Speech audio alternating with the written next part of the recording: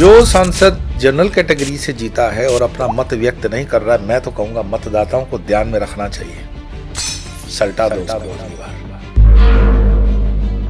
BJP 5 साल के अंदर जीरो हो जाएगी। योगी जी के इंफ्रास्ट्रक्चर जो होना चाहिए वो है, लेकिन उनके पर्सनल जो कमरा है उसमें कोई विशेष नहीं था। उनके रहने की स्टाइल जो है बिल्कुल सामान्य साधु के जैसी है। ऐसे प्रामाणिक आपको नेतृत्व वाले नेता कहाँ मिलेंगे? और उनके लिए भी अगर धर्म से जुड़े हुए लोग ही कमेंट करेंगे, धर्म से जुड़े हुए लोग ही उनको गिराएंगे, तो आप उनको नहीं गिरा रहे हो, आप धर्म को गिरा रहे हो। कश्मीर के अंदर आपके साथ क्या हुआ आप भूल जाते हो, बांग्लादेश में आपके साथ क्या हुआ आप भूल जाते हो, पाकिस्तान में आप हिंदुओं के साथ क्या हुआ आप भूल जाते हो। तो हिंदू एक ऐसी कौम है इस पृथ्वी की जिसको भूलने की आदत है।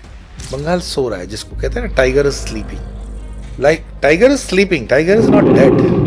भारत के साथ जो लॉबी रहेगी अरब की जी, वो आप देखोगे भविष्य में भी जिंदा रहने की उसकी परसेंटेज ज्यादा बढ़ेंगे और बाकी आपस में ही लड़ मरेंगे सिविल वॉर के अंदर।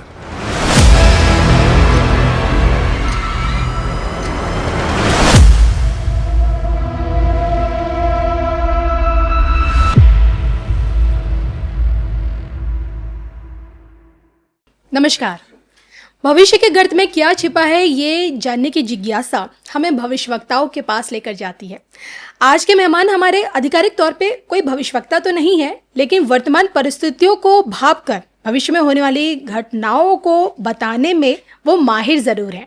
तो आइए स्वागत करते हैं धर्म ज्ञान पर पुनः आध्यात्मिक गुरु स्वामी योगेश्वरानंद गिरी महाराज जी, जिन्हें मैं और आप सभी स्वामी योग के नाम से ज्यादा जानते भी और पहचानते भी हैं। स्वामी जी, धर्म ज्ञान एक बार पुनः आपका स्वागत करता है।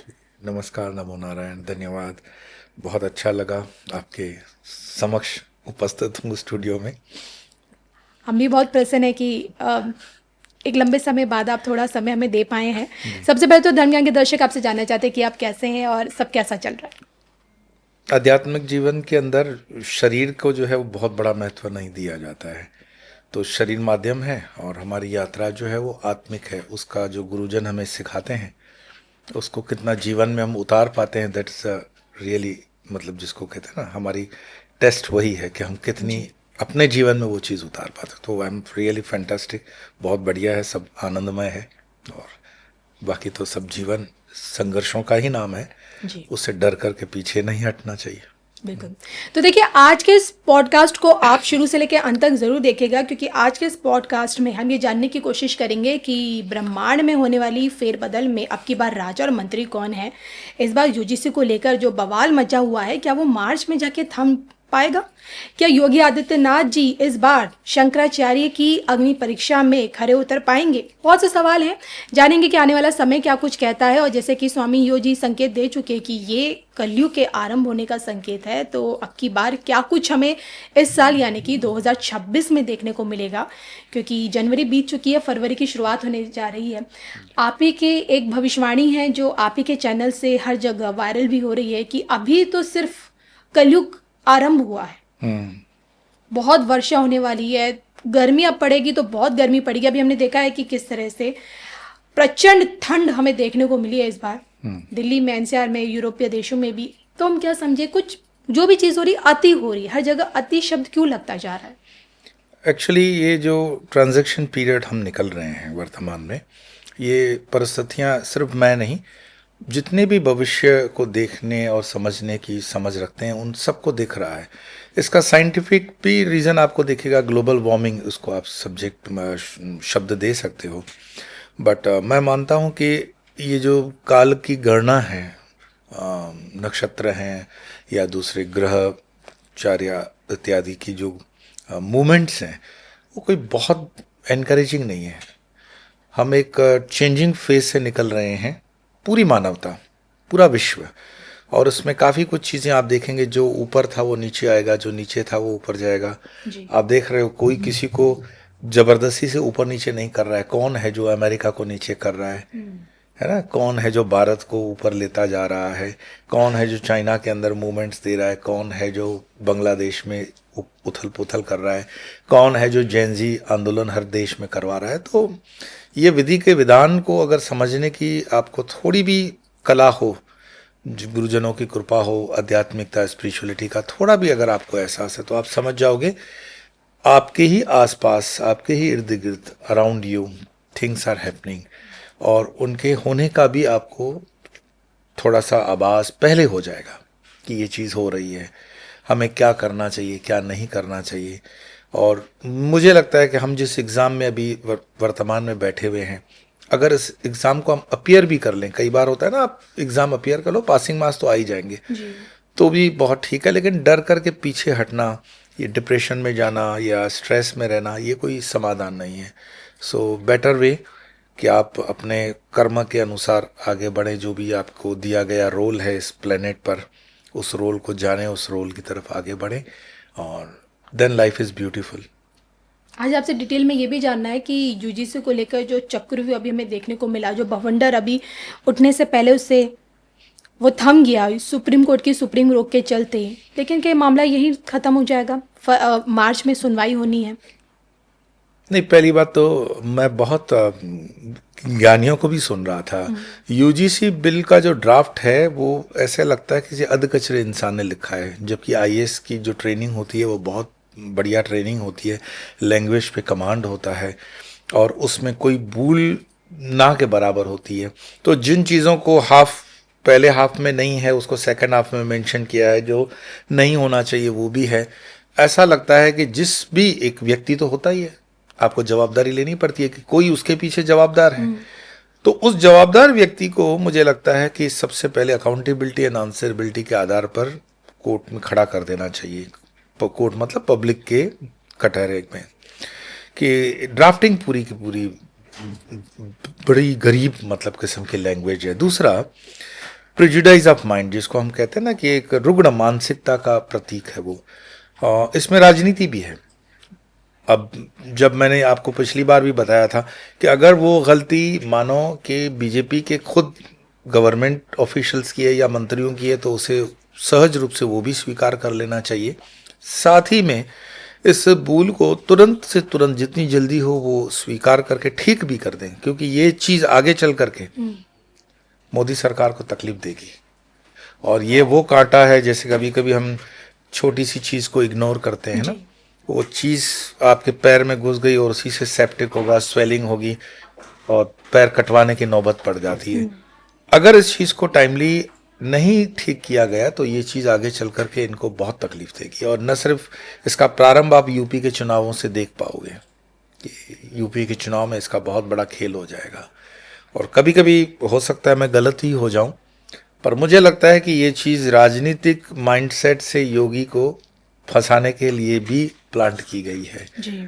और मैंने जैसे पिछली बार आपको कहा कि ब्राह्मणों के अप्रिय होने के लिए उनके प्रशासन ने ब्राह्मणों के साथ, मतलब शंकराचार्य के बटुकों के साथ जो व्यवहार किया वो निंदनीय है, तो ब्राह्मण वर्ग नाराज हो गया।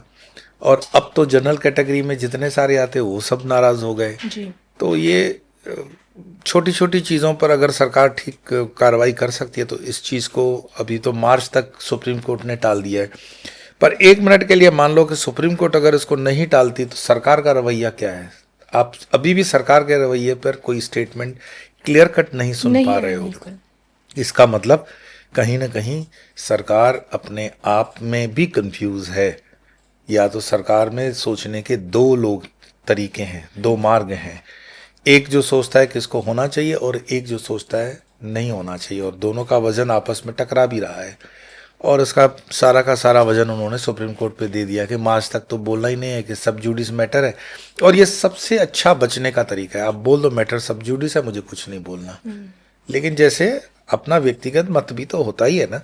तो बीजेपी के इतने सांसद हैं, जनरल कैटेगरी के सांसद हैं, तो उनको अपना मत रखना चाहिए कि पार्टी जो लाइन लेगी हम उसको सपोर्ट करेंगे, ठीक है, लेकिन मेरा व्यक्तिगत मत ये है। तो जो सांसद जनरल कैटेगरी से जीता है और अपना मत व्यक्त नहीं कर रहा है, मैं तो कहूंगा मतदाताओं को ध्यान में रखना चाहिए, सल्टा दो उसको अगली बार। क्या ऐसा नहीं है कि नियति में लिखा ही है कि जनजी आंदोलन होना है? क्योंकि हम लोग अभी से नहीं, पिछले साल से ये सवाल हर किसी से पूछ रहे हैं, जो बांग्लादेश में हुआ है, जो नेपाल में हुआ है, क्या वो कल भारत में नहीं देखने को मिलेगा? छात्र आंदोलन, यूजीसी साफ साफ दिखता है छात्र आंदोलन है। अगर आपको याद हो तो मैंने कहा था कि इस साल जो कि मार्च में समाप्त होगा, हिंदू कैलेंडर की बात कर रहा हूँ, तो कोर्ट के द्वारा कोई मिस्टेक होगी। मूल में जो ये कानून आया है, वो मूल में कानून जो है वो प्रेरणा उसकी सुप्रीम कोर्ट से आती है कि आप जो भी है रैगिंग वगैरह का ऐसा कानून बनाइए कि ये मिनिमम हो। अब उसमें दिग्विजय सिंह जी की अध्यक्षता में एक समिति बनाई जाती है और उसने अपना रिपोर्ट दिया और फिर उसमें भी करेक्शंस आ जाती हैं। तो मूल में कौन बना? सुप्रीम कोर्ट निमित्त बनता है, सरकार उसमें काम करती है। और जब सरकार उसमें काम करती है तो सरकार के अंदर काम करने वाली जो मशीनरी है, वो लोगों की भी नीयत इसमें साफ झलकती है। जी। तो हो सकता है, मैं इसका मतलब आई एम नॉट श्योर कि इसको ड्राफ्ट करने वाला कौन सी कैटेगरी का सेक्रेटरी है, देखना पड़ेगा आपको। ये चीज़ें ट्रांसपेरेंट आनी चाहिए मेरे ख्याल से, राइट आरटीआई के अंतर्गत आना चाहिए कि कौन है भाई सेक्रेटरी जिसने इसको अप्रूव किया है ड्राफ्ट को, वो कौन है, हमें भी तो पता चले। हम देश के नागरिक हैं, वोट करते हैं, टैक्स पे करते हैं। और जब हमारे लिए तो देखो, हम सन्यासी हैं, हमारे लिए सब समान है, हम सब अपना जला करके विरजा होम में एक सामान्य जीवन जीते हैं, तो हमारे लिए कोई वर्ण नहीं, हमारे लिए कोई जाति नहीं। लेकिन जहाँ भी अन्याय होगा, जिसके साथ भी अन्याय होगा, उस अन्याय के लिए बोलना सबसे बड़ा गेरुआ का दायित्व है। तो हमें लगता है कि क्योंकि हमारा लेक्चर्स हर जगह यूनिवर्सिटीज़ वगैरह में या कई जगहों पर होता रहता है, तो पता चलता है कि वर्तमान में जो जनरल कैटेगरी के बच्चे हैं उनके साथ अन्याय हो रहा है। मैं कहता हूँ इस देश के अंदर रिजर्वेशन होना चाहिए जी। लेकिन फाइनेंस के ऊपर होना चाहिए, इकोनॉमिकल होना चाहिए। आप 100% कर दो ना रिजर्वेशन, लेकिन इकोनॉमिकल हो, तो उसमें सारे वर्ण और सारे जातियां वर्ग कवर हो गए। दूसरा, इस देश की दरिद्रता का मुख्य कारण है हम लोग मेरिटोक्रेसी में नहीं मानते हैं, काबिलियत पे नहीं मानते हैं, सिफारिशों पर मानते हैं। तो जो क्रीमी के लेयर का जो प्रॉब्लम है, तो जो बाबा आदम के ज़माने मतलब 75 वर्ष से जो रिजर्वेशन का बेनिफिट ले रहा है वो आज भी ले रहा है। पिछले जो चीफ जस्टिस थे वो उस वर्ग के थे, अब उनके पिताजी बहुत बड़े पद पे थे, फिर भी उनको रोना वही आया कि मैं पिछले वर्ग से हूँ। तो होता क्या है, ये सिंपैथी लेने का भी एक अच्छा तरीका है। हम तो शेड्यूल्ड ट्राइब सीट से आते हैं, वलसाड़ जो है वो रिजर्व सीट है शेड्यूल्ड ट्राइब्स के लिए, लेकिन मैंने नहीं देखा कि वहाँ से कोई निकला हो नेता और अपने लोगों का कोई बहुत बड़ा कार्य किया हो। अगर 75 वर्ष में हम रिजर्वेशंस के बलबूते भी काम नहीं कर पाए हैं तो कहीं ना कहीं हम गलत हैं, कहीं ना कहीं हमें सुधार की आवश्यकता है। और मुझे लगता है वो सुधार है कि आप इसका आरक्षण 100% आरक्षण कर दो, लेकिन आर्थिक स्तर पर कर दो कि जिसके पास पैसे नहीं होंगे सरकार उसको पढ़ाएगी लिखाएगी और जो यूनिवर्सिटी वगैरह होगी देगी। लेकिन वो जैसे उस आर्थिक स्लैब से ऊपर आ जाए तो फिर जो बाकी वंचित है उनको दे दिया जाए। इससे क्या होगा, सबको चांस मिलेगा जी। लेकिन एक बहुत ही घटिया किस्म की मैं स्टेटमेंट सुन रहा था, बिहार की वो नेता हैं, महिला थी, कि इस कानून की आड़ में सवर्णों को रगड़ दो। अब ये क्या मानसिकता हुई? ठीक है, ये तो ओबीसी वगैरह की जो भी क्लॉजेस आए हैं वो बाद में आए हैं। पहले तो मूल में बाबा साहब अम्बेडकर ने सिर्फ कुछ 10 साल के लिए रिजर्वेशन का प्रावधान दिया था। 10 साल करते करते करते करते हम 75 वर्ष में पहुंचे। हम किस स्वर्णिम भारत की बात कर रहे हैं, हम किस अमृत काल की बात कर रहे हैं? आज भी हमारी बहुत बड़ी प्रतिशत जो पॉपुलेशन है वो सरकार के अनुदान वाले चावल पर जी रही है ना, सब्सिडी में जी रही है। तो ये अमृत काल तो नहीं हो सकता, या जानबूझ करके उनको उस तरह रखा जा रहा है कि आप उसी में रहेंगे, वोट करेंगे, खाएंगे पिएंगे। 2, 5, 7 हज़ार जो भी सब्सिडी से हर महीने अकाउंट में जा रहे हैं, क्यों हम उनको प्रोत्साहन दे करके उनको कर्म के लिए प्रेरणा नहीं दे सकते कि तुम अपना कर्म करो, हम तुम्हें सपोर्ट देंगे जी। तो ये बहुत सी चीज़ें हैं, ये राजनीति का विषय, हम धर्म के विषय को तो बोल सकते हैं, लेकिन राजनीति के विषय को बोलने के लिए संसद है और राजनीति है। फिर लोग कहते भी है कि स्वामी जी आप राजनीति पे कमेंट करते हो, लेकिन अगर धर्म दंड राजदंड पर बात नहीं करेगा तो कौन करेगा, मुझे बताओ। अगर छत्रपति शिवाजी महाराज के समर्थ रामदास न होते और जितने भी राजा महाराजा हैं, इनसे अगर धर्म का आप धर्म दंड दूर कर लो तो राज्य उनका कब का गिर गया होता। मेरे ख्याल से भारत देश के पतन का कारण ये रहा कि हमने धर्म को वो उचित स्थान जब से देना बंद कर दिया, तब से भारत गर्त में गिरता चला गया। और आज भी परिस्थिति वही की वही है कि हम धर्म को वो स्थान दे ही नहीं पा रहे। धर्म कहने का मतलब मेरा है जो गीता का धर्म है, गीता में बताया हुआ धर्म है, या उसको आध्यात्मिकता से आप जोड़ सकते हो, not ritualistic purely but spiritual, आध्यात्मिक। तो जिस दिन डेस्टिनी जिसकी आप बात करते हो, अगर परमात्मा की कृपा इस देश पर होनी है, हम गुरुस्थान पहुंचने वाले हैं, पर क्या पता ये अगर आंदोलन से होकर के ही अगर मार्ग निकलता है तो इस मार्ग से ही निकल करके, लेकिन पहुंचना तो है, हम पहुंचेंगे भी, और मैं देख रहा हूं हम जरूर पहुंचेंगे। I am positive. आप देख रहे हैं कि भारत विश्व गुरु की बिल्कुल। ओर अग्रसर है, लेकिन आप ही की भविष्यवाणी है कि ये जो समय है इसमें उठता हुआ भी नीचे गिरता हुआ नजर आएगा। संघर्ष, संघर्ष के बिना कुछ नहीं होगा, संघर्ष होगा।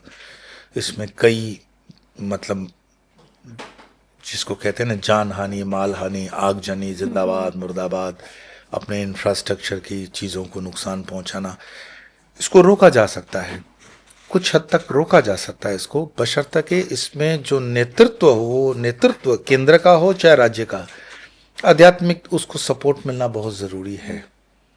मैं देखता हूं कि वर्तमान में ठीक है, केंद्र में तो मोदी जी हैं, मोदी जी अपनी मेरी दृष्टि में एक आध्यात्मिक व्यक्ति मैं मानते हूं, योगी आदित्यनाथ तो उस पर कोई डाउट नहीं किया जा सकता।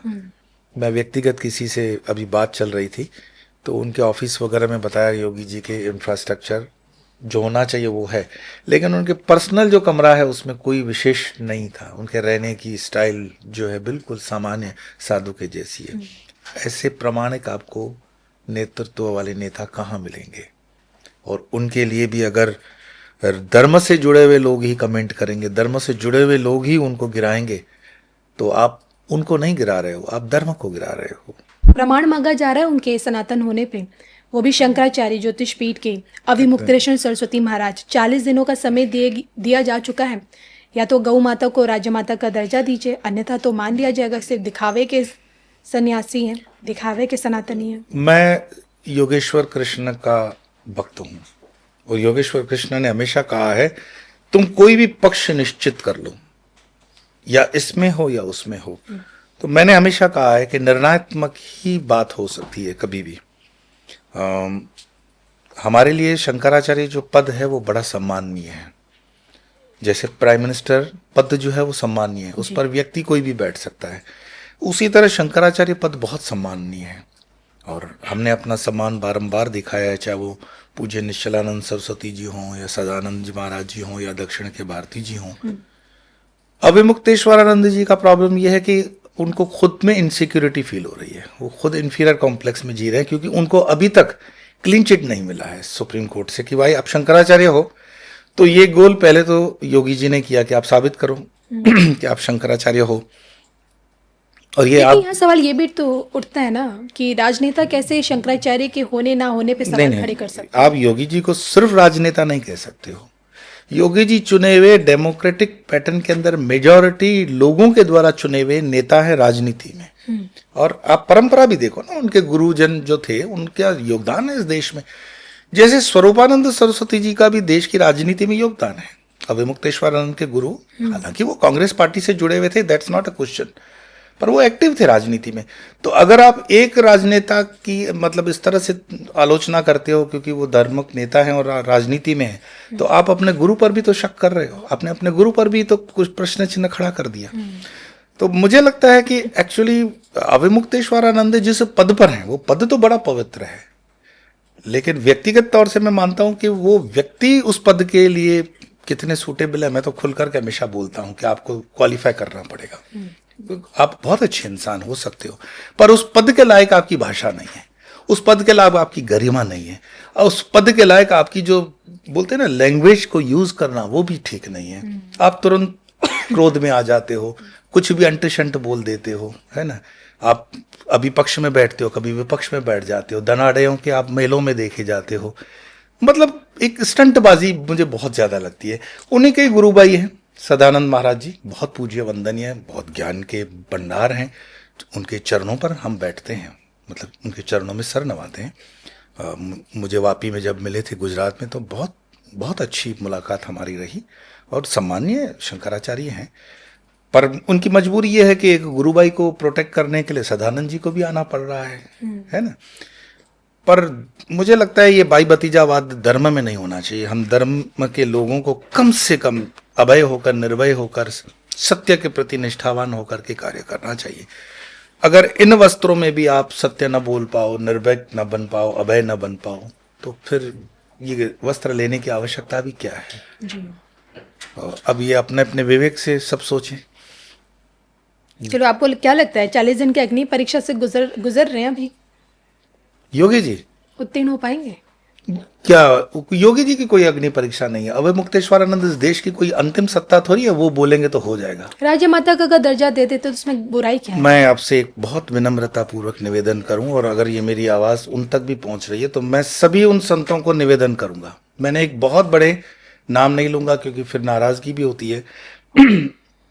हमारे गुजरात के ही मंदिर हैं वो, बड़ा मंदिर है, समुद्र तट पर है। प्याज नहीं खाना, लहसुन नहीं खाना, मांस नहीं खाना, मछली नहीं खाना, जबकि वो मंदिर पूरा का पूरा फिशर कम्युनिटी, मछली पकड़कर जो व्यवसाय करते हैं उन लोगों के बीच का मंदिर है। मैंने कहा महाराज आप मछली खाते हो? तो उन्होंने कहा कैसी बात कर रहे हो आप, हम कैसे मछली खा सकते हैं? तो मैंने कहा ये जो जनता अपनी गाड़ी पसीने की कमाई कई दिनों तक समुद्र में जाकर मछली पकड़कर बेच के आपके भंडारे में पैसा डालती है, ये पैसा क्या गंगा जल से धोने से भी साफ हो जाएगा? ये है तो मछली पकड़कर आपको दिया हुआ अनुदान है। हिंदुस्तान की एक दान पेटी दिखाओ, सिर्फ एक दान पेटी जिसमें लहसुन का, प्याज का, मछली का और मांस का पैसा नहीं है। 70% इस देश की जनता जो है उसका खान पान क्या है वो देख लो गवर्नमेंट आंकड़ों में। 70% इस देश के जो किसान हैं, जो प्याज उगाते हैं, लहसुन उगाते हैं, वो अपना पैसा मंदिर में देते हैं। तो क्या आप मंदिर के उन पेटियों से निकाल दोगे? आप 40 दिन वहां देते हो कि गौ माता को घोषित कर लो। शंकराचार्य 40 दिन नहीं 40 सालों में यह घोषित कर ले कि उनके भंडारे में कभी मांस के व्यापार का 1 रुपया अंदर नहीं आया है। ये सब बकवाद है, ये सब चीप एक्ट्स हैं। ऐसा कुछ मुझे लगता है प्रामाणिकता होनी चाहिए। मैंने कहा ना, विवेक से तुम काम लो, कम से कम सोचो तो सही इस देश की बात क्या है। और जो लोग गौ माता की बात करते हैं, मुझे बताओ, भारत दुनिया का दूसरे या तीसरे नंबर का बीफ एक्सपोर्टर कंट्री है जी। तो उस बीफ एक्सपोर्ट कंट्री से जो आपके पास करेंसी आती है वो आपके खजाने में सरकार के जाती है। उस सरकारी खजाने में गौ मांस से जुड़ा हुआ जो पैसा है उसी में से 0.00001% भी पकड़ लो, देश की इकोनॉमी है। तो वो देश की इकोनॉमी में, आपके रोड में, रेल में, प्लेन में, तो वो शंकराचार्य यूज नहीं कर रहे हैं। आप श्वास ले रहे हो, चल रहे हो, खा रही हो, आपके पेयजल की जो व्यवस्था है सरकार का, अगर उसमें 0.001% भी कंट्रीब्यूशन है तो वो गौ मांस से है। आप सिर्फ योगी को टारगेट व्यक्तिगत कर रहे हो। यह आंदोलन होना चाहिए, हम इसके समर्थन में है कि देश की गाय जो है माता, उसको माता का दर्जा मिलना चाहिए, लेकिन बहुत खुले मन से, एक जिसको बोलते हैं ना, रीजनिंग के साथ, तर्क के साथ, ठीक से तर्क रखो। तो मुझे पूछा गया था, बहुत बड़े मंच पे था, कि आप गाय के संरक्षण के पक्ष में हो कि विरोध में हो। मैं बिल्कुल गाय माता का हम संरक्षण करते हैं, बट आप कौन सी गाय माता को माता मानते हो? यहाँ जर्सी भी है, क्रॉस भी है, विदेशी भी है, हॉस्टन भी है और देसी भी है। तो उस देश की जितनी देसी गायें हैं वो हमारी माताएं हम मान सकते हैं। तो उन्होंने कहा नहीं, जीव तो सब गायों में है। मैंने कहा भाई देखो, जैसे हर स्त्री आपके लिए माँ तुल्य है, आप हर स्त्री में माँ देखते हो, तो रेड लाइट एरिया में जब जाते हो तो उसके पांव पड़ोगे, उसको माँ मानते हो क्या? उसी तरह से हर रखड़ती हुई हॉस्टन गाय या गाय के चक्कर में आप अपनी देसी गायों को कटवा रहे हो। तो थोड़ा लॉजिकल चलो, थोड़ा रीजनिंग के साथ चलो, थोड़ा गहराई से चलो, और वो जो चीज है इसको किया जा सकता है। मुझे लगता है कि इस तरह का दबाव बनाया जाए सरकार पर कि हमारी देसी गाय कभी नहीं कटेगी और वो हमारी माँ है, तो मुझे लगता है ये कानून पास होने में कोई दिक्कत सरकार को भी नहीं होगा। और जिनको गौ मांस खाना है तो आप उसको गौ मानते ही क्यों हो? जैसे मानो जर्सी गाय है, हॉस्टन गाय है, अब वो गाय है क्या? कई जानवरों के मिश्रण से बनाई हुई वो गाय है। आपकी मतलब जो माँ है इतने मिश्रण से बनती है? नहीं, हमारी माँ शुद्ध देसी गाय है। और शुद्ध देसी गाय जो भी है, हाँ, जीव वगैरह का जो अब कंसेप्ट वो लोग देते हैं, मैं उसमें बहुत विवाद में नहीं पड़ना चाहता हूँ, पर हमारे पास ना लॉजिक है, ना हमारे पास रीजनिंग है, ना हमारे पास कोई होमवर्क ठीक से है। बस जिसको जैसा आता है बोल जाता है, ना पढ़ाई लिखाई ठीक की है, ना साइंटिफिक अप्रोच है। और हमारा धर्म आज भी अगर आप 1000 साल पीछे वाला चलाओगे तो वर्तमान की पीढ़ी आपसे कट रही है, आपका युवा आपसे कटी इसीलिए रहा है क्योंकि आप अपने युवा को ठीक से समझा भी नहीं पा रहे हो। और वो या तो आपको दरगाहों में दिखेगा, या क्रिश्चियन मिशनरी के स्कूल्स में, या चर्चिस में दिखेगा। कन्वर्जन हो रहा है, हमारे जंगल के अंदर रहने वाले ट्राइबल्स का कन्वर्जन हो रहा है, क्योंकि लहसुन, प्याज, मांस, मछली पे हमने उनको अपने से अलग कर दिया है। भारत को आवश्यकता है इस समय सबको एकजुट ला करके एक भारत नेक भारत का काम करें। सभी संतों को भी। एक भारत नेक भारत, क्या लगता है आपको योगी जी की लीडरशिप में दिख रहा है सपना पूरा होते हुए? नहीं, मैं योगी जी को फिर, जैसे मैंने कहा कि अभिमुक्तेश्वरानंद दुनिया की अंतिम सत्ता नहीं है, उसी तरह योगी आदित्यनाथ कोई अंतिम व्यक्ति नहीं है इस देश के लेकिन आप अच्छे उनके नेतृत्व। प्रधानमंत्री बनने की भविष्यवाणी एक सांकेतिक रूप में बता चुके हैं, दिखा चुके हैं, लेकिन लोग आपसे सवाल भी कर रहे हैं ना इस वक्त कि योगी जी कितना समय दिल्ली को दे पाएंगे? योगी जी कितना समय दिल्ली को दे पाएंगे? योगी जी जितना समय यूपी को देते हैं, जब दिल्ली पहुंचेंगे दिल्ली को दे पाएंगे। मैं उनका कोई स्पोक्स पर्सन थोड़ी हूं कि मैं कहूं कि वो देंगे या नहीं देंगे। पर मुझे एक पता है कि उनकी जो गुरु परंपरा है, नाथ संप्रदाय की गरिमा है, और योगी जी का जो वे ऑफ लिविंग है, बड़ी प्रामाणिकता से रहते हैं वो। मुझे एक आक्षेप बताओ कि उन्होंने अपने परिवार को यहाँ प्रोटेक्ट किया या परिवार को ये बेनिफिट दिया। आप मुझे एक कोई कांड बताइए जिसमें कोई रिश्वत वगैरह उन्होंने ली हो। मुझे नहीं लगता है कि योगी जी की कहीं सैलरी भी जमा ठीक से हो रही होगी या वो यूज कर रहे होंगे, नहीं। तो जो प्रामाणिक व्यक्ति है, ठीक है, जिस पे फल पड़ता है ना, पेड़ पे फल होते हैं, पत्थर उसी पे पड़ते हैं। तो योगी जी पे गालियां, और वो भी शंकराचार्य जैसे पद पर क्लेम करने वाले लोगों द्वारा हो, तो और प्रामाणिकता बढ़ जाती है कि आदमी काम तो कर रहा है, वो बड़ा शानदार काम हो रहा है। और ये अगर दिल्ली में पहुंच जाते हैं तो मुझे लगता है कि गुरु स्थान पर भारत के पहुंचने की जो फिर समय की गति है वो और भी आधी हो जाएगी, तुरंत भारत उसमें करेगा। क्योंकि आपने सारी तरक्की देखी है यूपी के अंदर जो किया है, लगभग क्राइम मुक्त यूपी हो गया। इंफ्रास्ट्रक्चर के अंदर योगी जी का बहुत बड़ा विजन रहा है। अब तो जेवर एयरपोर्ट के बाद यूपी जो है वो विश्व स्तर पर, मतलब एशिया की सबसे बड़े एयरपोर्टों में इनका एयरपोर्ट गिना जाएगा, जिससे पूरी इकोनॉमी आपकी अफेक्टेड होती है। किए हुए कामों में एक आध कोई अपवाद स्वरूप गलती भी हो जाए तो उस गलती को गलती नहीं माना जाता है, वो एक सुधार की प्रक्रिया है, लर्निंग है, life is learning process. No one is perfect, कोई भी परफेक्ट नहीं है। तो मुझे तो योगी जी के किए हुए कामों पर गर्व भी महसूस होता है, और मुझे बड़ा फख्र इसलिए भी है कि एक गिरवा सिर्फ धर्म की और अध्यात्म की बातें नहीं, कर्म की भी बातें कर सकते हैं। इससे और बड़ा क्या चाहिए। मुझे याद है आपने अपने पिछले पॉडकास्ट में हमें नाथ संप्रदाय के बारे में बताया, तो ये भी बताया था कि एक नाथ सन्यासी बनने के लिए किस तरह की परीक्षा से उसे गुजरना पड़ता है, और क्यों एक लोकल लैंग्वेज में इन्हें कनफटा बाबा भी कहा जाता है। और अगर देखा जाए, अगर योगी जी जिस तरह से आगे बढ़ रहे हैं, कहीं ना कहीं नाथ संप्रदाय का भी फैलाव बढ़ता जा रहा है, जो ज्योति है वो प्रकाश में होती जा रही है। तो इस पे लोग आपसे जानना चाहते हैं कि नाथ संप्रदाय की हिस्ट्री से लेके अब तक का जो सफ़र रहा है, और आगे क्या कुछ इसमें आगे हमें देखने को मिल सकता है, क्योंकि मुझे लगता है भारत तक नाथ सन्यासी सीमित नहीं है ना, पूरे विश्व में। जब सनातन धर्म की नाथ संप्रदाय का इतना बड़ा योगदान, वैसे तो नाथ संप्रदाय बोलना ही बहुत छोटी चीज हो जाती है, गुरु गोरक्षनाथ जी के द्वारा ये मतलब इसका विस्तार है। मैं वर्तमान में भी कहता हूं कि एक आध मंदिर जो मुझे बताया गया कि अफगानिस्तान में है, वो नाथ संप्रदाय के हैं। जी जी। आप नाथ संप्रदाय के जब इन अखाड़ों को विजिट करते हो तो आपको बिल्कुल पता चलेगा कि इसमें जो प्रामाणिकता है, जो साधना है, और जो उसमें सहजता भी है, देखने लायक, समझने लायक है।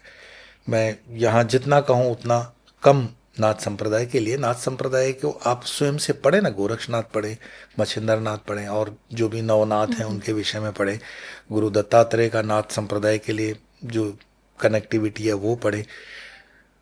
नाथों ने अगर उस वक्त भारत को नहीं बचाया होता आक्रांताओं से, उनका योगदान है। नाथों ने अपने प्राण दिए हैं सनातन को बचाने के लिए, नाथों ने प्राण दिए हैं।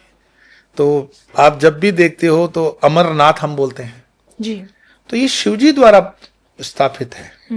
और जितने भी आप नाथ देखोगे ये शिवजी से जुड़ करके आएगा। तो शिव परम शिव है, गोरक्षनाथ शिव के अंश अवतार माने जाएंगे।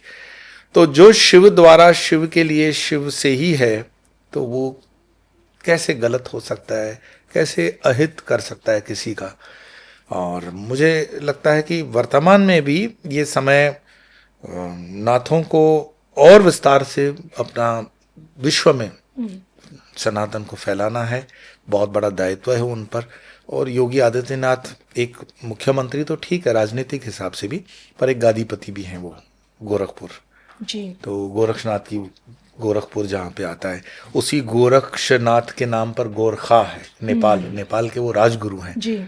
तो नेपाल के अंदर भी काफ़ी कुछ अभी नाथों को करना बाकी है, और जहाँ जहाँ नाथ संप्रदाय की ज्योति थोड़ी सी झिलमिलाती कम है, वहाँ वहाँ पर नाथ इस ज्योत को ले जाएं, तो भारत का सनातन अपने उस चरम बिंदु को छूने में समय नहीं लगाएगा।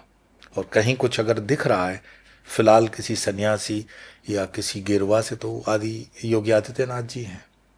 यूजीसी का जो आपने हमें दूसरा पहलू दिखाने की कोशिश की कि योगी आदित्यनाथ जी के खिलाफ षड्यंत्र, तो हम क्या समझे कि जो 9 नाथ 84 सिद्धों की जो शक्तियां हैं, ये हर षड्यंत्र से योगी आदित्यनाथ का हमेशा बचाव करती आएंगी? देखो, गुरु परंपरा जो होती है ना, आपको गुरु परंपरा अपनी पता होनी चाहिए। आप आजकल जो रील्स और यूट्यूब फेसबुक पे ये सब जो आते हैं ना, गुरु घंटाल, अपने स्वयंभू घोषित गुरु, जी। आप उनको पूछो भाई तुम्हारे गुरु का नाम क्या है, फिर उसके गुरु का नाम क्या है। तो गुरु एक परंपरा है, गुरु तत्व है, गुरु व्यक्ति नहीं है। तो जैसे हम बताते हैं हमारी परंपरा कि नारायणम पद्मभवम वशिष्ठम शक्तिम च तत्पुत्र पराशरम च व्यासम शुकम गौड़पदम महांतम गोविंद योगींद्र मथा शिष्यम श्री शंकराचार्य मथा से पद्मपादम चस्तपदकम च शिष्यम तम त्रोटिकम वार्तकारमन्यान अस्मि गुरुम संतो महंतो अस्मि। नारायण से प्रारंभ होकर शंकराचार्य, शंकराचार्य से प्रारंभ, फिर बीच में जो रुकावट आती है आक्रांताओं के कारण, फिर वापस से कामराज जी महाराज, तोतापुरी महाराज, रामकृष्ण परमहंस, शारदानंद, शिवानंद जी महाराज, देन भूतेशानंद जी महाराज, फिर भूतेशानंद जी महाराज के शिक्षित ये योगेश्वरानंद महाराज। तो हमें पता है हमारी लाइनेज क्या है, we belong to this rich lineage. उसी तरह योगी आदित्यनाथ कोई ऐरी गरी परंपरा नहीं है, नाथ परंपरा है। तो उसके मूल में शिव जी हैं। तो तत्व रूपेण, मैंने कहा ना, गुरु जो परंपरा होती है वो तत्व रूपेण आपको संरक्षण देती ही है। आप कभी पथभ्रष्ट भी हो जाओ तो वो पथ पे लाने का भी दायित्व उसी गुरु तत्व परंपरा का होता है। और ये सिर्फ एक जन्म की यात्रा नहीं है, ये जन्मों जन्मों तक होता है। कई बार लोग नहीं कहते कि मेरे परिवार में कृष्ण भक्ति होती है लेकिन पता नहीं ये बच्चा शिव की तरफ चला गया, तो वो क्योंकि अपने गुरु परंपरा का है, वो वहां जाएगा ही, उसको रोक नहीं पाओगे।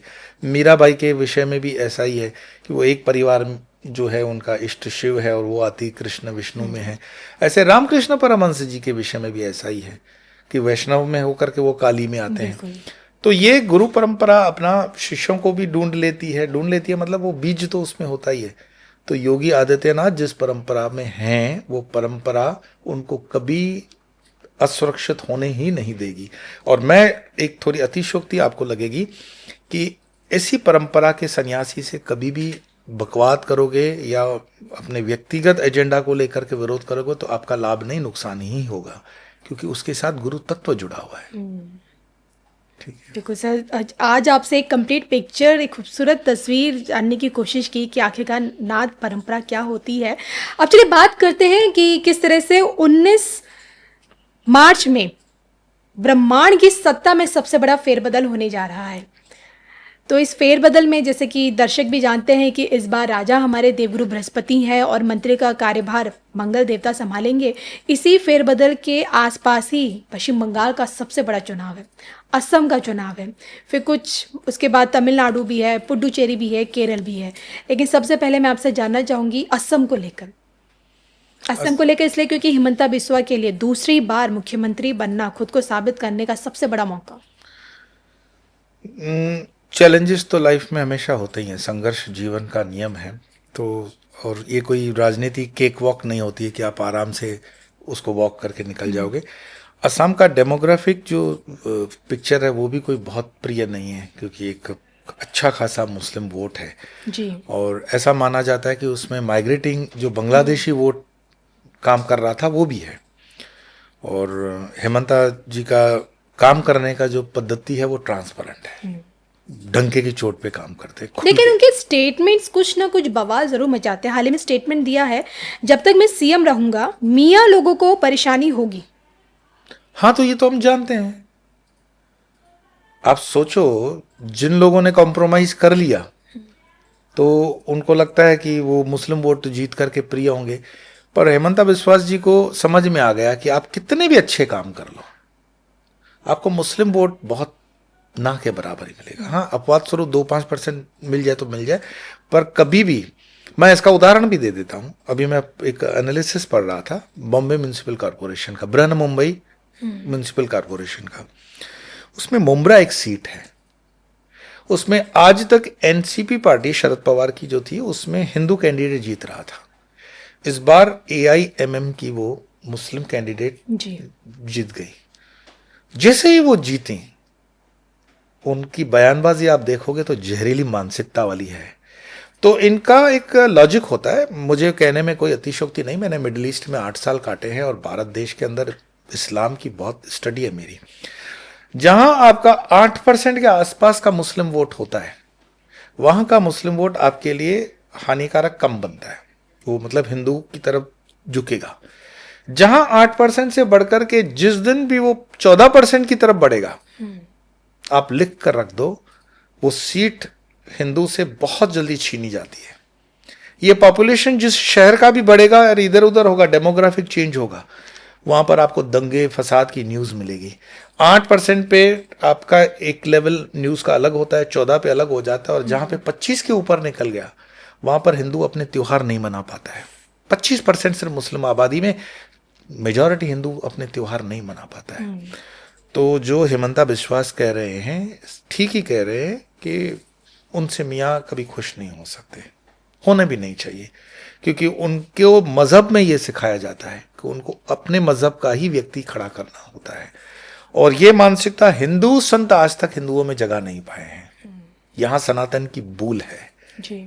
और हम सोचते हैं कि दिल बड़ा रखो, हृदय बड़ा रखो, बहुत ज्ञान की बातें करो। अरे भैया, ज्ञान की बातें करोगे, धर्म की बातें करोगे, जब धर्म को प्रैक्टिस करने के लिए आपकी जमीन बचेगी तब तो। एक्शन।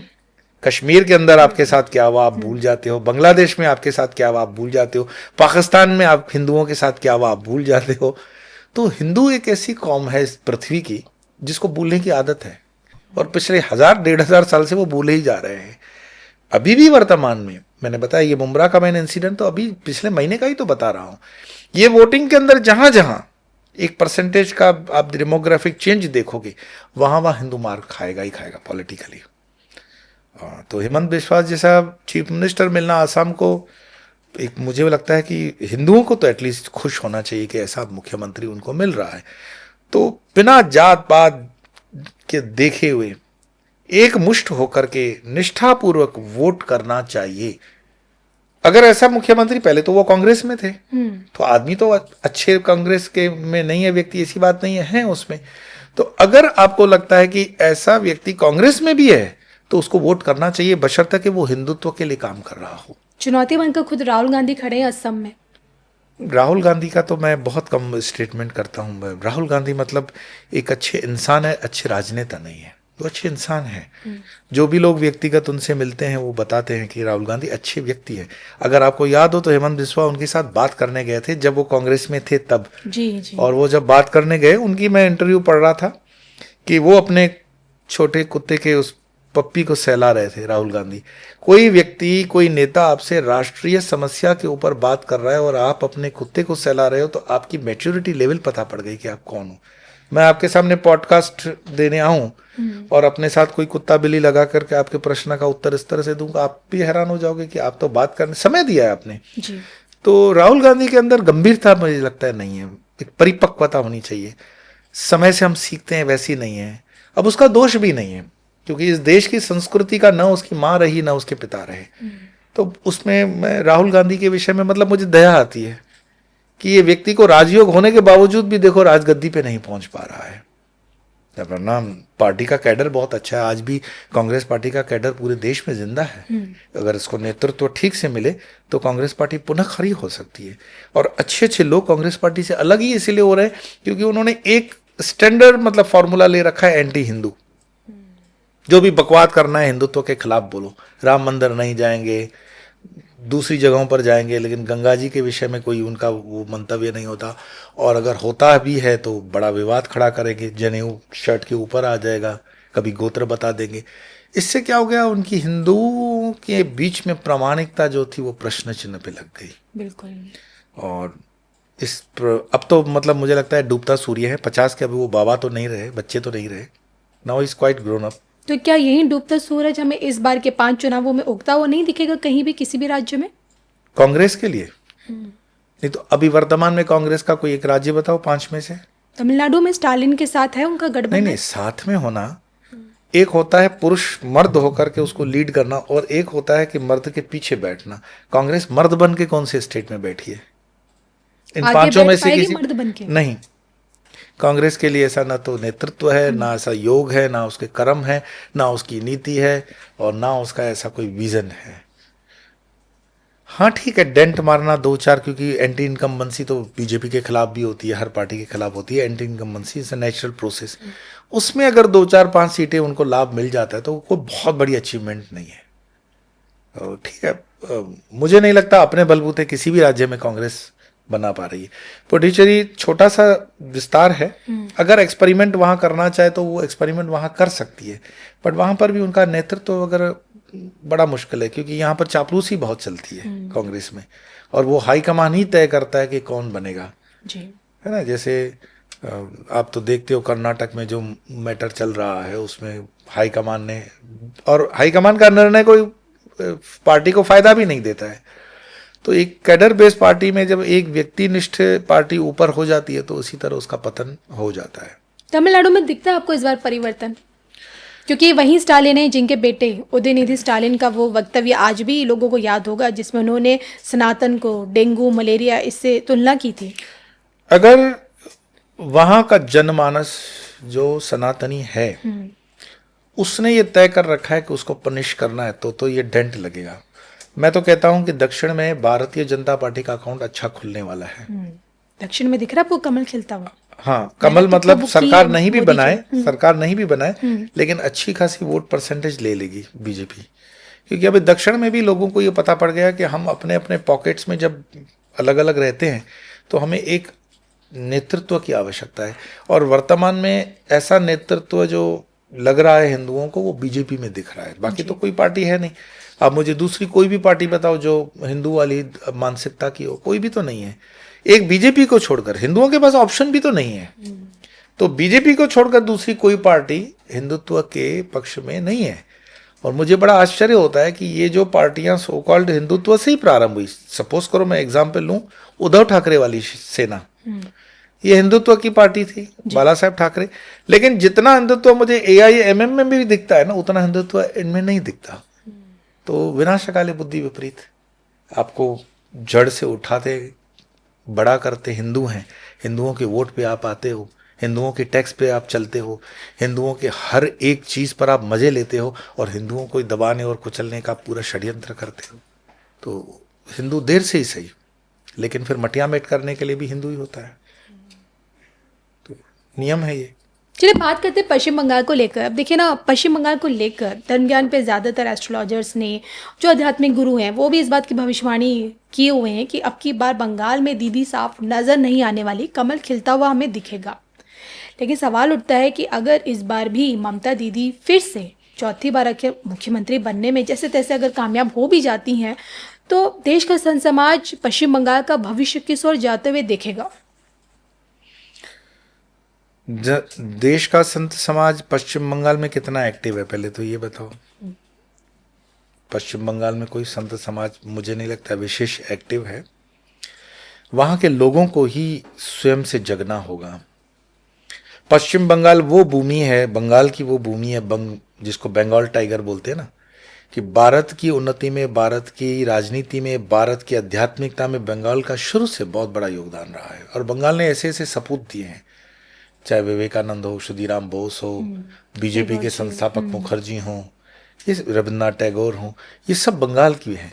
लेकिन बंगाल अभी सुषुप्त अवस्था में है, बंगाल सो रहा है, जिसको कहते हैं ना tiger is sleeping. Like tiger is sleeping, tiger is not dead, tiger सो रहा है, मरा नहीं है वो। जिस दिन भी विवेक से वो टाइगर जग उठा, उसने करवट ली, तो बंगाल में तो करवट वो क्रांति लाएगी, लेकिन उस क्रांति का भारत की क्रांति में भी बहुत बड़ा योगदान होगा। और भारत में भी बंगाल का जो एक योगदान मैं गिनाने जाऊं तो पूरी पॉडकास्ट ही खत्म हो जाए, लेकिन they are very learned people, बहुत कल्चर्ड, बंगाल का बहुत रिच है। बंगाल के अपने तीज त्योहार से लेकर हर एक चीज में गरिमा है। बंगाल में आज भी शक्ति पूजा है, बंगाल में आज भी नारी को एक पूज्य स्थान है जी। और बंगाल को भगवान ने भी उतनी नेमतें दी हैं, समुद्र है, पहाड़ है, मतलब हरियाली है, हर चीज़ है। जी। बंगाल के अंदर किसी चीज की आपकी कमी नहीं, सिर्फ कमी है कि टाइगर इज स्लीपिंग। अगर वो जग जाए तो फिर भारत जग जाए, पूरा बंगाल जग जाए, और उसके लिए हम प्रार्थना ही कर सकते हैं।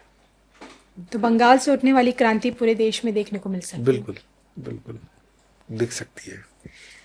बात की जाए अगर जैसे कि आपने अभी बताया ना, और मैं तो पहले से जानती हूँ कि एक लंबा समय आपका मिडिल ईस्ट में गुजरा है और इस्लाम को लेकर आपने बहुत अच्छे से गहन भी किया है, और यही वजह है कि पिछली बार मैंने आपसे पूछा भी था कि मक्का में मक्केश्वर महादेव की मौजूदगी क्या कहती है। लेकिन आज आपसे जानना चाहती हूँ कि मिडिल ईस्ट में जो एक तरह की जो जंग छिड़ी हुई है, क्या यही जंग मिडिल ईस्ट के जितने भी 17 से 18 जितने भी मुल्क हैं उन्हें विश्व के नक्शे से मिटा देगी? नहीं, नक्शे से मिटाएगी तो नहीं, नक्शे से मिटाएगी नहीं।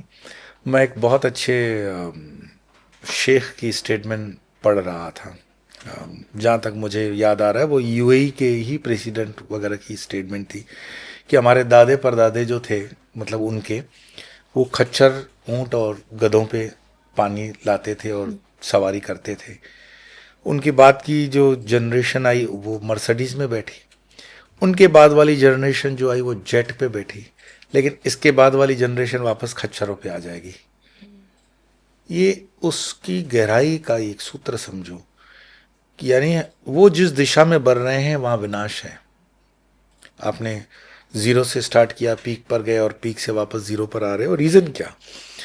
रीजन ये रहा कि उन्होंने अपने संसाधनों को का दोहन तो किया, लेकिन उस दोहन करने के बाद उसकी जो इन्वेस्टमेंट्स होनी चाहिए ठीक से, वो ठीक से इन्वेस्टमेंट नहीं लगा पाए।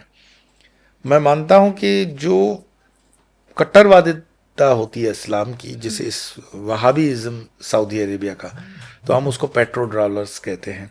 तो जितने पेट्रोल के उनके डॉलर निकले, तो उस ज़माने में जो भी उनके रहे हों सर्वे सर्वा, उन्होंने मस्जिदों का निर्माण करना, अतिवादी सोच को स्पॉन्सर करना, मदरसों को उठाना। और आप जानते हो इस्लाम बहुत अच्छे पोजीशन पर था विश्व में जब तक इस्लाम वैज्ञानिक तरीके से सोच रखता था। लेकिन इस्लाम के गिरने का वहां से प्रारंभ होता है जहां पर उन्होंने प्रिंटिंग प्रेस को नकार दिया, और बहुत समय के बाद जाकर के उन्होंने प्रिंटिंग प्रेस को स्वीकार किया। तो ऐसी कई चीजें हैं, जैसे हम लोग डेमोक्रेसी के अंदर जीते, लोकशाही जीते, ये भारत का सौभाग्य है। विश्व के अनेक देश और भी हैं जहां स्त्रियों को अधिकार हैं।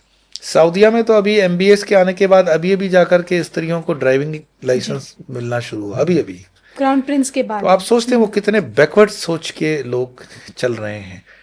और जब आप इतने विश्व के वर्तमान परिस्थितियों में बैकवर्ड सोचते हो, मैं एक बार ट्रैवल कर रहा था सऊदी अरेबिया से बम्बई के लिए, और सऊदी अरेबिया से जो स्त्रियां निकलती है, बड़ा सम्मानपूर्वक ये आपको शेयर कर रहा हूँ। मैं जिस फर्स्ट क्लास में ट्रैवल कर रहा था उसमें एक उनकी महिला बुर्के में थी, लोकल थी, और जैसे ही वो प्लेन के अंदर कंफर्टेबल हो गई और उन्होंने प्लेन ने टेक ऑफ कर दिया, उसने अपना बुर्का तुरंत निकाल दिया और वो वेस्टर्न आउटफिट में थी। And she was very much communication वगैरह। उस वक्त मैं गेरुआ में नहीं था, मैं खुद भी सूट कोट में ही था। तो मैंने उनको यही पूछा कि ये जो चीज़ आपने की, ये आप नीचे क्यों नहीं कर सकते थे? तो बोला नीचे जो है वो कानून और वो सब जो बंधन है वो ऑर्थोडॉक्स सरकार के हैं। अब मैं हिंदुस्तान की तरफ बढ़ रही हूँ, बम्बई आ रही थी वो, और एक खुली हवा में, खुले देश में, और बहुत अच्छा आदान प्रदान। मेरा हमेशा से जो मेरे सेवक मतलब प्रवासी होते हैं, मैं उनसे कम्युनिकेशन करता हूँ, और भगवान की दया से लगभग मेरे हर देश के अंदर मित्र हैं।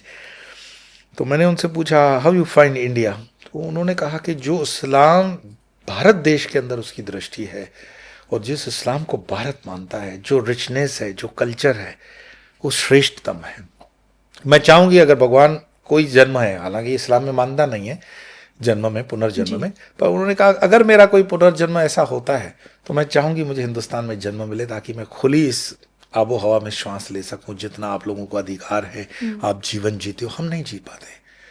तो ये अंदर के पीढ़ियों में जो सोच है, ये जेंजी आंदोलन आप देख रहे हो, ये मिडिल ईस्ट की तरफ बढ़ेंगे। मिडिल ईस्ट आपस में शिया सुनी के इस पे भी लड़ेंगे, ईरान का मैंने बताया, ईरान उसका माध्यम बनेगा।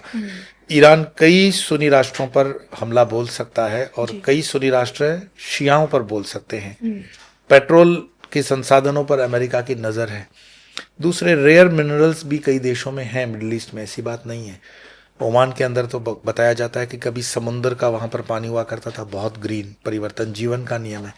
लेकिन अभी भी उनके पास जो गहराई वाले सूत्र, क्योंकि उनके एडवाइज़र आजकल इस्लाम के नाम पर ज़्यादा पाकिस्तानी है, जो कि बहुत सेल्फिश लोग हैं। तो मुझे लगता है कि अगर किसी की विनाशकाले बुद्धि विपरीत, जब तक हिंदुस्तान के वहाँ पर अच्छे उनके एडवाइज़र थे, उनकी एजुकेशन भारत में होती थी, तब तक सब कुछ लगता था ये है। अभी दुबई ने बहुत अच्छा करार किया हुआ है भारत के साथ, एग्रीमेंट है यूएई की, और वहाँ सऊदीया ने पाकिस्तान के साथ एग्रीमेंट किया हुआ है। आप इसमें समझ जाओ, पिछले ही 2-1 दिन पहले भारत ने संयुक्त राष्ट्र में यूएई को सपोर्ट करते हुए बचाया। तो भारत एक उभरती हुई विश्व सत्ता है, आप इसको इग्नोर नहीं कर सकते। भारत भले ही सोया हुआ पर शेर है, आप उसको इग्नोर नहीं कर सकते हो। तो जिन्होंने उस चीज़ को देखा, और ये यूएई के शेखों में बिल्कुल विज़न है शुरू से ही, चाहे वो मखदूम के ज़माने से हो, भारत के साथ उनके संबंध अच्छे रहे। मैं मानता हूँ ये 2-3 लॉबी बनेगी, एक लॉबी जो भारत के साथ रहे, एक चाइना के साथ रहे और एक अमेरिका के साथ रहे। और आने वाले दिनों के अंदर भारत के साथ जो लॉबी रहेगी अरब की, वो आप देखोगे भविष्य में भी जिंदा रहने की उसके परसेंटेज ज़्यादा बढ़ेंगे, और बाकी आपस में ही लड़ मरेंगे सिविल वॉर के अंदर। ओके, चलिए, सिविल वॉर की तो वैसे भविष्यवाणी आपने हमारे देश भारत में भी दिखाई है कि होगा गृह युद्ध भारत में भी, हालांकि अभी समय है उसमें, ये आप बता चुके हैं। पर उस चीज़ को नहीं रोका जा सकता, ऐसी बात नहीं है। हम जब चेतावनियां देते हैं तो चेतावनी इसीलिए डराने के लिए नहीं, चेतावनी है कि इसको रोका जा सकता है। अगर ये यूजीसी जैसे मैटर्स आते हैं या दूसरे कोई इस तरह के बिल आते हैं तो हाँ, इससे देश के अंदर आंदोलन बढ़ेंगे। लेकिन अगर बहुत एक डेप्थ वाला, गहराई वाली सोच से सरकार हर एक बिल को लाए, प्रस्तुत करे, और जनहित में अगर हर चीज़ हो, तो बहुत सी चीज़ें इसको टाली जा सकती है। मतलब मैं इसको कहूँगा, तलवार का घाव सुई जितना, तो सुई के घाव से निकल सकते हो, ज़रूरी नहीं है कि तलवार से हाथ कटवाना पड़े। रोका जा सकता है, बशर्ते कि वो अध्यात्म को, धर्म को मानते हों और उसमें उतना उसको सम्मानपूर्वक समझें। लेकिन अगर समय रहते इन चीज़ों पे ध्यान नहीं दिया तो भाजपा का कितना समय आपको आगे का नजर आता है? नहीं, एक बात है कि देखो, पिछले 10 साल से केंद्र में भाजपा सरकार चल रही है, लेकिन कांग्रेस का वजूद खत्म तो नहीं हुआ जी। तो कोई भी पार्टी जब इस स्तर पर पहुंच जाती है तो वो एक दिन में उसका वजूद जीरो नहीं हो जाता है। उसका वजूद तब जीरो हो जाता है जब वो एक व्यक्ति आधारित पार्टी हो जाएगी। जैसे आप बीएसपी मायावती की पार्टी देखते हो, वो कभी बहुत पूरे देश में फैल रही थी जब वो सारे लोगों को इकट्ठा लेके चल रहे थे जी। लेकिन जैसे ही उन्होंने अपनी पॉलिसी बदल करके एक व्यक्ति आधारित पार्टी कर ली, बीएसपी सुपड़ा साफ हो गया। जिस दिन बीजेपी के अंदर आपको दिखे व्यक्ति आधारित पार्टी हो गई, तो आप मान के चलना बीजेपी 5 साल के अंदर जीरो हो जाएगी। जिस दिन बीजेपी व्यक्ति आधारित हो जाए, अभी व्यक्ति आधारित नहीं है बीजेपी, कैडर आधारित है। और जिस दिन, दूसरा मैं आपको इंडिकेशन बता दूं, जिस दिन आरएसएस बीजेपी से अपना आशीर्वाद वापस ले ले, तो आप समझ लेना कि अभी तथास्तु, मतलब आशीर्वाद उसका हट गया, अब भस्मासुर जैसा उसका अंत हो जाएगा। तो आरएसएस जब चाहे, जैसे चाहे, बीजेपी का अंत कर सकता है। इसको प्रत्यक्ष दृष्टि से ऐसे कंपेयर नहीं करेंगे टेक्निकल ग्राउंड्स पर ये मैं इंडिकेशंस बता रहा हूं कि बीजेपी का अपना एक व्यक्ति आधारित कोई अस्तित्व नहीं है, ये कलेक्टिव टीम आधारित पार्टी है। तो जब आप टीम से इसको हाईजेक करके व्यक्ति आधारित करोगे, बीजेपी मर जाएगी। तो बीजेपी को अगर कोई मारेगा तो एक व्यक्ति मारेगा, लोग नहीं मारेंगे। और ये पार्टी अगर इस तरह से चली तो 40-50 साल तक बीजेपी का कैडर बना रहेगा, आराम से बना रहेगा। चलिए, आपने भविष्यवाणी तो कर दी है भाजपा के लिए, आने वाले 40 से 50 वर्षों तक का समय देखने को मिलेगा सत्ता में भाजपा के लिए। लेकिन अब बात की जाए अगर ब्रह्मांड की सत्ता में जो फेरबदल हो रहा है, बार बार कहा जा रहा है कि सेनापति जो मंत्रालय अगर मंगल के हाथ में है, तो बहुत सारे एस्ट्रोलॉजर्स हैं जो दावा कर रहे हैं कि युद्ध देखने को मिलेगा, पक्का, गारंटी। नहीं, लोग अभी ललायत हो चुके हैं। हर एक इंसान चाहता है कि युद्ध हो जाए। युद्ध इसलिए, युद्ध का वैज्ञानिक रीजन भी समझ लो। युद्ध एक यज्ञ स्वरूप में लो, जैसे हम सनातन धर्म के अंदर हर चीज को स्वाहा करते हैं। तो जो विधर्मी होगा या जो सनातनी नहीं है वो आपको कहेगा कि यज्ञ की इस पूरे सामग्री के अंदर बॉलीवुड की फिल्म बन सकती है इस पर, कि आप उसमें काजू डाल रहे हो, बादाम डाल रहे हो, किशमिश डाल रहे हो, केसर डाल रहे हो, बहुत महंगे पदार्थ स्वाहा कर रहे हो, तो ये स्वाहा करने से तो अच्छा है किसी गरीब को खिला देते। तो युद्ध और यज्ञ में ये हमेशा समानता समझो कि जब जब विश्व में एक आर्थिक घर्षण होता है तो युद्ध अनिवार्य हो जाता है। मनुष्यों का जितना भी इतिहास है हजारों वर्षों का, हर देश का, पूरे ग्लोब पर युद्ध के इतिहास काफी, मतलब ऑन एन एवरेज आप देखोगे तो कुछ कुछ दिनों के अंतर पर युद्ध लड़ी गई है, छोटी बड़ी युद्ध हो ही रही है जी। अच्छा, युद्ध सिर्फ बाहर विश्व में नहीं हो रही है, युद्ध एक छोटे स्तर का युद्ध तो हमारे घर के भीतर भी है, घर के सदस्यों में सास बहू लगी हुई है। फिर एक युद्ध का स्तर हमारे मन के अंदर भी चल रहा है।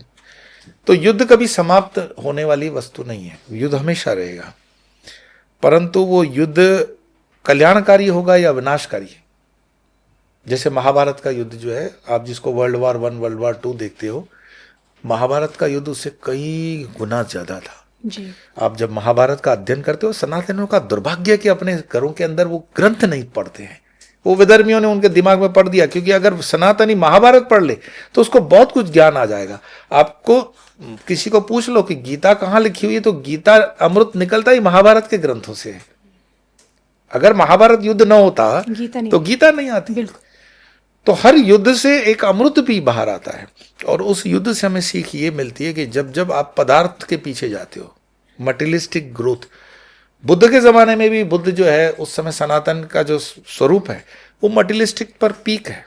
हम सब अपने आडंबर में जी रहे हैं कि उस वक्त अवतार की आवश्यकता पड़ती है जो हमें विरक्ति दिलवा दे, तब बुद्ध विरक्ति दिलवाते हैं जी। महाभारत के अंदर भी आप देखते हो कि उस समय की जो टेक्नोलॉजी और वो सब है, तो वो बहुत हाई प्रोफाइल हो चुका है। अब उसको विरक्ति के साथ डिटैच करने के लिए भगवान श्री कृष्ण अवतार लेते हैं।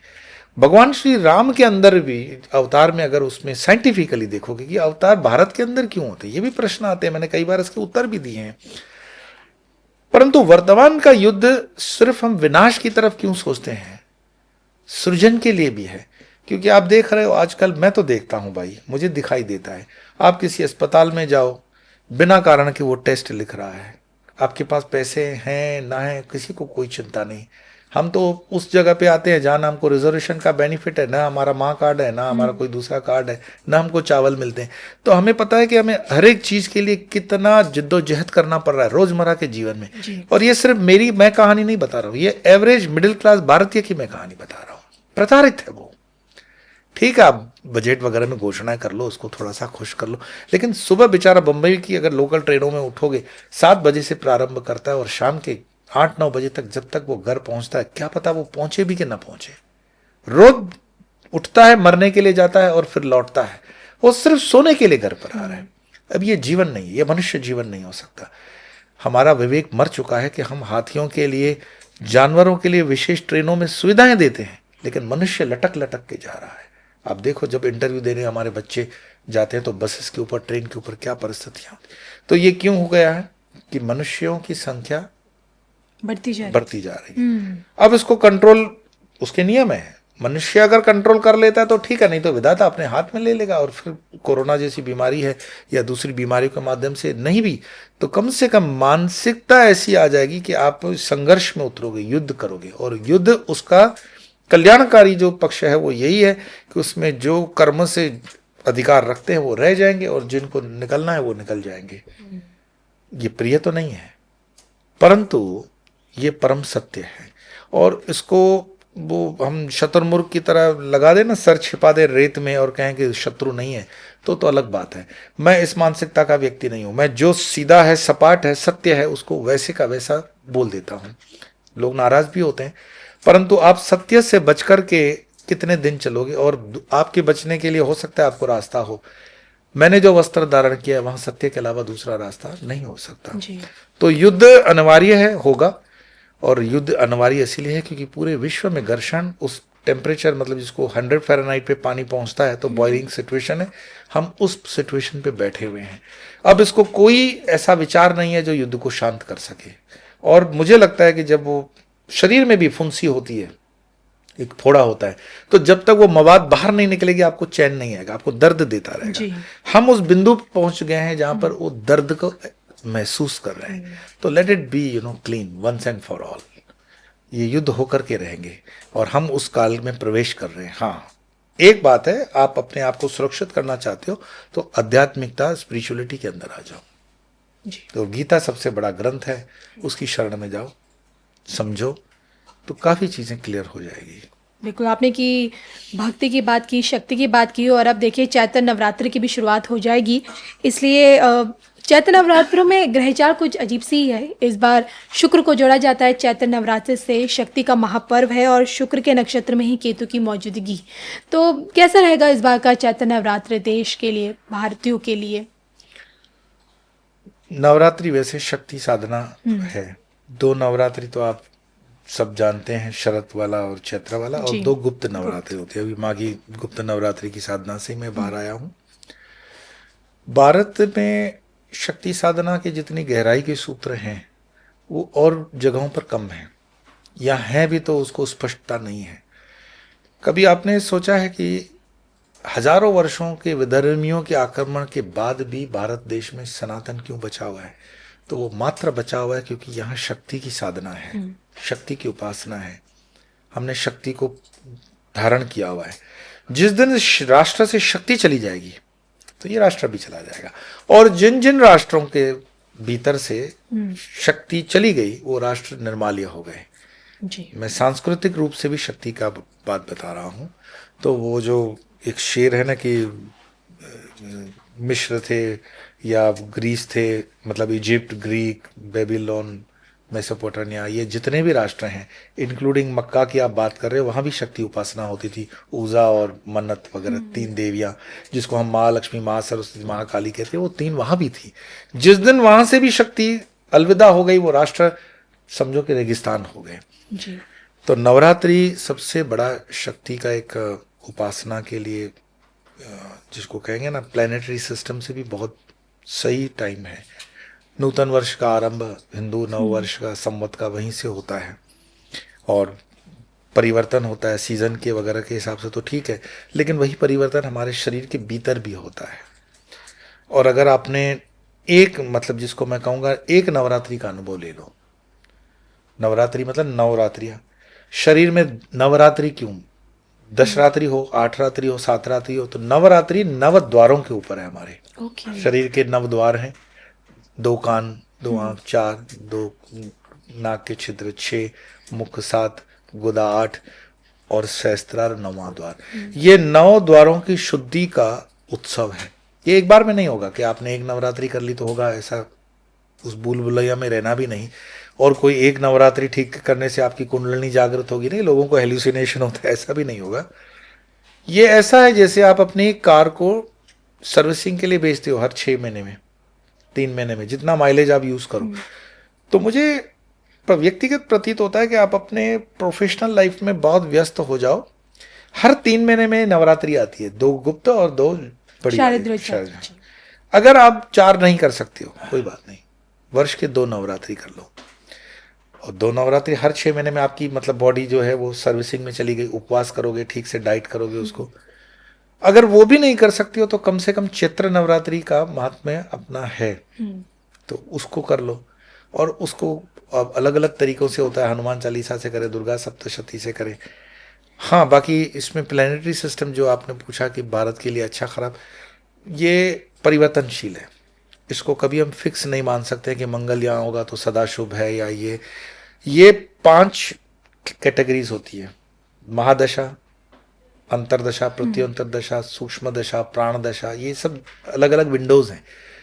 वो जो शुक्र ग्रह सबके लिए आपको जनरल लगता है कि अच्छा है, हो सकता है किसी को शुक्र की महादशा में, मैंने रगड़ा खाते हुए भी देखा, एकदम जमीन दोज हो जाता है, क्योंकि उसकी बाकी की प्लेनेटरी सिस्टम उसको सपोर्ट नहीं करती है।